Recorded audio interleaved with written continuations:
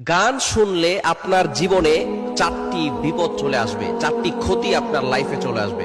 অশ্লীল গান বাজনা, বাদ্যযন্ত্র দিয়ে গান, অনেক ইয়াং পিপল যারা আছে, যুবকরা এখন এই গানের জন্য পাগল পাড়া। এক নাম্বার হচ্ছে গান মানুষকে পথভ্রষ্ট করে দেয়, হেদায়েতের পথ থেকে সে দূরে সরে যায়। আমরা যখনই নামাজে দাঁড়াই, নামাজে দাঁড়িয়ে বলি ইহদিনাস সিরাতাল মুস্তাকিম, O Allah show us the right path, show us the correct path, Allah আমাকে সঠিক পথ দেখাও, আল্লাহ আমাকে সঠিক রাস্তা দেখাও। কিন্তু যারা বেশি বেশি গান শুনে, অনেক ইয়াং পিপল আছে, অনেক বোন আছে, অনেক ভাই আছে, রাতের বেলা গান না শুনলে পেটের ভাত হজম হয় না, গান না শুনলে তাদের ঘুম আসে না। ভালো করে শুনে রাখেন, যারা গান শুনবে তারা হেদায়েতের পথ থেকে দূরে সরে যাবে, তারা পথভ্রষ্ট হয়ে যাবে।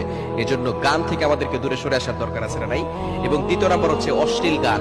এই বাদ্যযন্ত্র যে সমস্ত গানগুলো আছে, এই গানের মাধ্যমে যেখানে অশ্লীল কথাবার্তা আছে, এর মাধ্যমে প্রেম, ভালোবাসা, হারাম কাজে একজন যুবক একজন যুবতী লিপ্ত হয়ে যায়। এই ক্ষতি আপনার লাইফে যদি